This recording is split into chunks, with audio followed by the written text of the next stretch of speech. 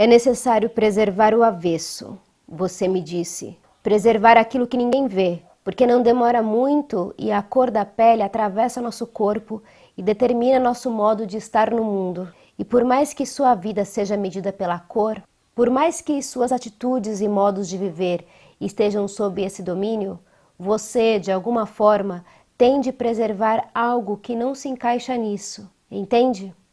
Pois entre músculos, órgãos e veias existe um lugar só seu, isolado e único.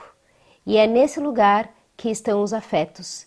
E são esses afetos que nos mantêm vivos. Esse trecho que eu acabei de ler é do livro O Avesso da Pele, do escritor brasileiro contemporâneo Jefferson Tenório. Ele é do Rio de Janeiro, mas atualmente vive em Porto Alegre, ele é professor também. Eu tô gravando esse vídeo hoje no dia 20 de novembro, que é o dia da consciência negra. E hoje pela manhã a gente teve mais uma notícia de uma violência, de uma morte por conta de racismo no Brasil. E essa é só uma das notícias que vem à tona, porque se trata de uma grande empresa, então fica em evidência, mas a gente sabe que a cada minuto um negro morre nesse país por conta de racismo. Cara, eu passei ontem o meu dia inteiro vendo algumas entrevistas do Jefferson, falando sobre esse livro dele, falando sobre como esse livro está reverberando. E tem algumas coisas que ele falou numa das entrevistas que eu vi que o entrevistador pergunta se ele acha que a literatura pode mudar alguma coisa, se pode fazer com que as pessoas reflitam sobre o racismo, se ele acha também que, de fato, na prática, alguma coisa pode mudar. Ele é bem cético em relação a isso, que ele não acha que isso pode transformar em alguma coisa. E em relação à visibilidade de autores negros e negras, né, nas editoras, que hoje em dia a gente tem muito mais publicações de negros e negras, ele também fala que tem uma visão bastante marxista desse tema, justamente porque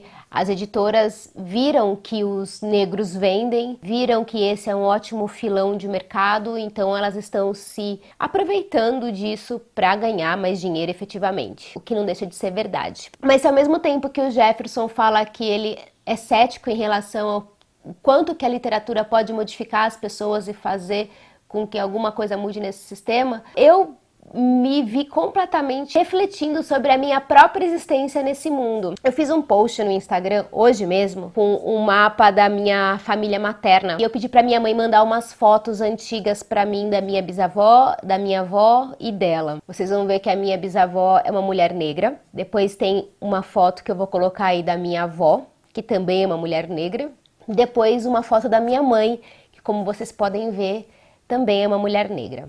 Eu sou filha da minha mãe, que é uma mulher negra, com um homem bastante loiro e de olhos claros, bastante fora do nosso estereótipo brasileiro. E aí, aos poucos, a minha família embranqueceu, como vocês podem ver por essas fotos. Embora meu pai sempre dissesse que a minha mãe era uma mulher negra, a minha mãe nunca se assumiu como uma mulher negra e o racismo nunca foi discutido na minha casa.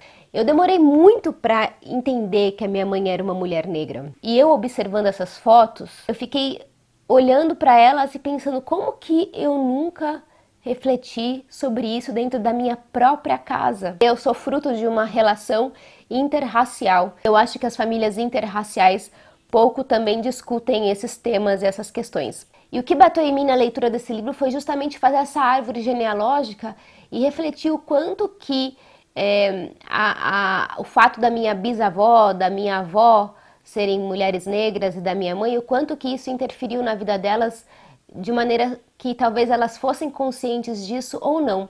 No caso da minha mãe, acho que menos consciente ainda, porque a minha mãe já é uma mulher de pele mais clara. E a gente sabe que quanto mais retinto você for, mais preconceito você sofre. E eu nunca sofri nenhum tipo de preconceito racial, eu nunca passei por isso, e aí durante essa leitura eu fiquei pensando o quanto que as mulheres da minha família sofreram, né? Uma família pobre, uma família de mulheres negras. A minha vó eu sei que é analfabeta e a minha bisavó provavelmente era também, eu não sei. Preciso perguntar para minha mãe sobre isso porque eu não sei.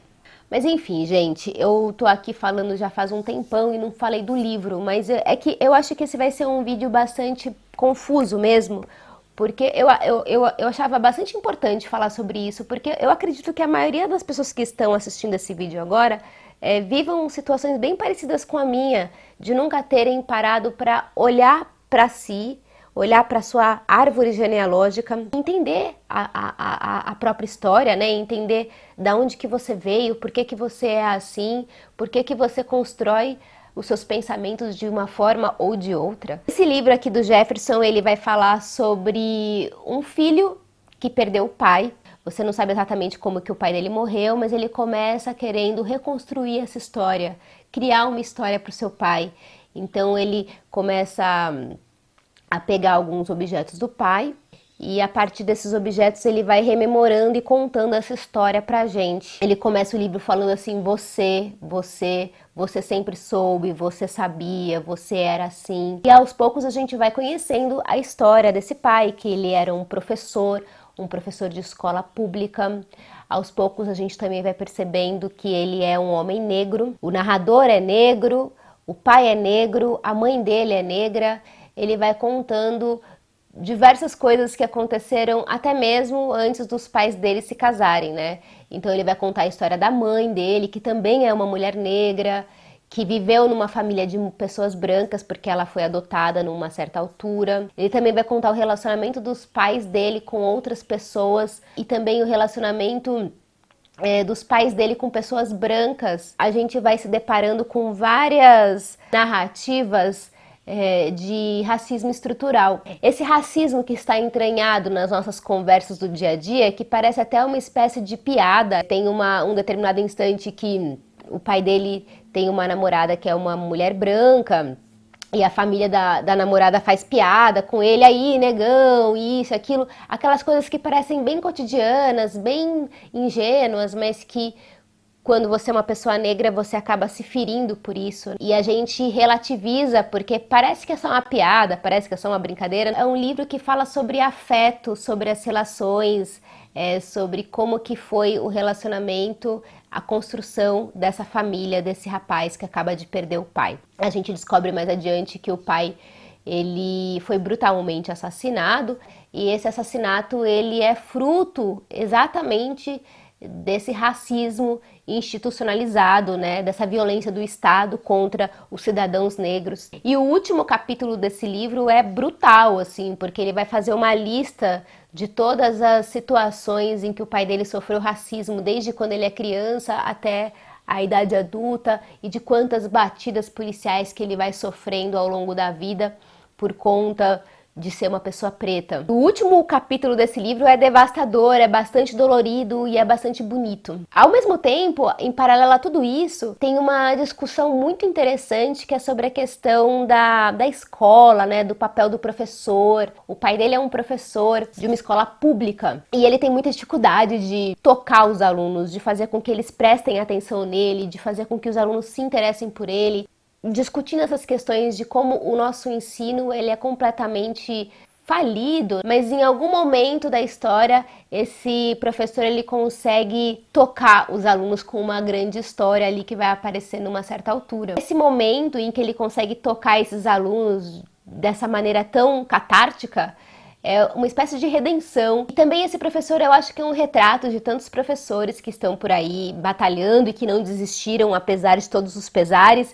E eu gosto como ele coloca esse professor, porque ele é um professor que não é romantizado, sabe? Ele tem defeitos, ele tem desvios de caráter, como todo ser humano. Ele não romantiza em nenhum momento nenhum desses personagens. Durante a história, o Jefferson também coloca algumas figuras, Itamar Assunção, Luiz Melodia, James Baldwin, sabe? Jardim Macalé, ele resgata figuras negras importantes. E uma outra coisa bastante importante que eu esqueci de dizer é que essa história se passa em Porto Alegre. E Porto Alegre, né, o sul do Brasil, é considerado um dos lugares mais racistas e misóginos do país. E isso é bastante fundador ali, importante. Uma das coisas que eu mais gostei nesse livro é a forma como o Jefferson conta essa história, porque é muito fácil de ler esse livro.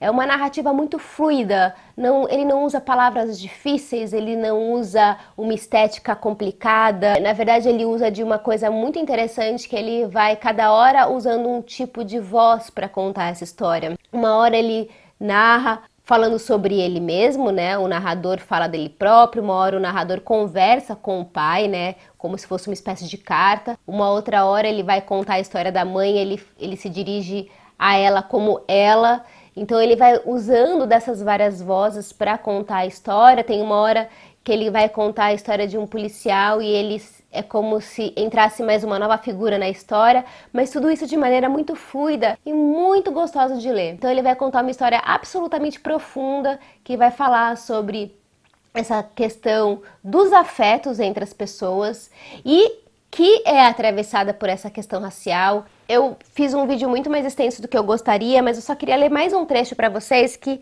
eu acho que ele resume bastante do quanto que, apesar de o que importar de fato ser os nossos afetos, né, ser o que a gente é aqui dentro, o quanto que a cor da pele ela é fundamental na hora das suas oportunidades socialmente e o quanto também que a gente deve tratar cada pessoa negra com a sua pessoalidade, que nem todos os negros são iguais. Assim como homens negros são diferentes de mulheres negras. Eu vou ler só mais esse último trecho aqui, a gente encerra o vídeo e eu espero que vocês leiam esse livro de verdade. Deixo a dica para vocês lerem, vou deixar o link aqui na descrição para vocês adquirirem caso vocês tenham vontade. Vocês sabem que se vocês comprarem pelo meu link eu tenho uma pequena comissão que eu ganho. E também lembrem-se de apoiar esse canal aqui, eu preciso realmente muito da ajuda de vocês. Então vai lá no Apoia-se. Tá bem? Eu vou terminar de ler aqui com esse trecho. Que é um trecho que ele vai, uma certa altura, o pai dele vai fazer uma terapia de casal com a mãe dele. Os terapeutas são brancos. Então é um casal de terapeutas brancos que vai conversar com esse casal de negros. Enquanto isso, você observava os terapeutas e pensou que eles não sabiam nada de vocês, não conheciam o tumulto vital de vocês. Eles eram brancos, vieram de uma classe média e tinham uma visão limitada do mundo. Não perceberam o que estava acontecendo ali. Eles não faziam a mínima ideia de que metade dos seus problemas estava contida na possibilidade da cor da pele, você pensou. Não diretamente, mas lá no fundo. Você sabia que tudo isso era mais complexo do que eles imaginavam.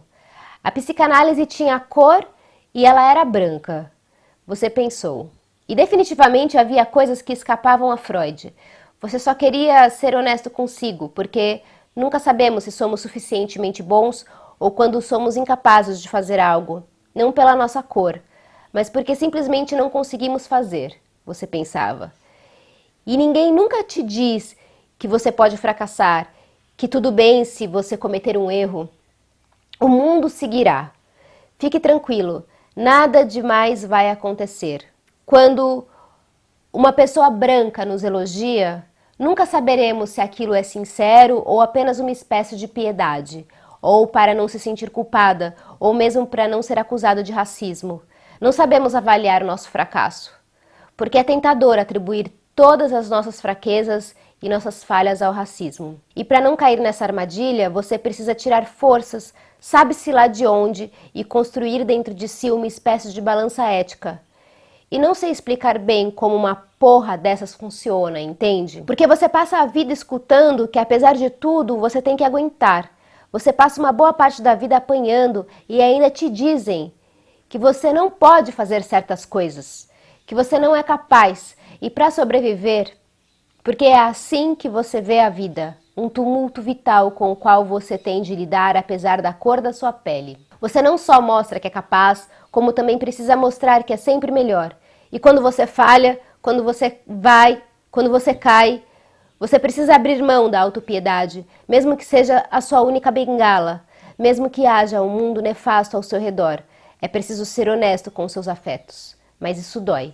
E às vezes não se quer ter essa coragem. E ainda assim, por mais que você seja sincero consigo, por mais que você derrube as ilusões, sobrará sempre aquela dúvida sobre suas reais capacidades. E essa é a perversidade do racismo.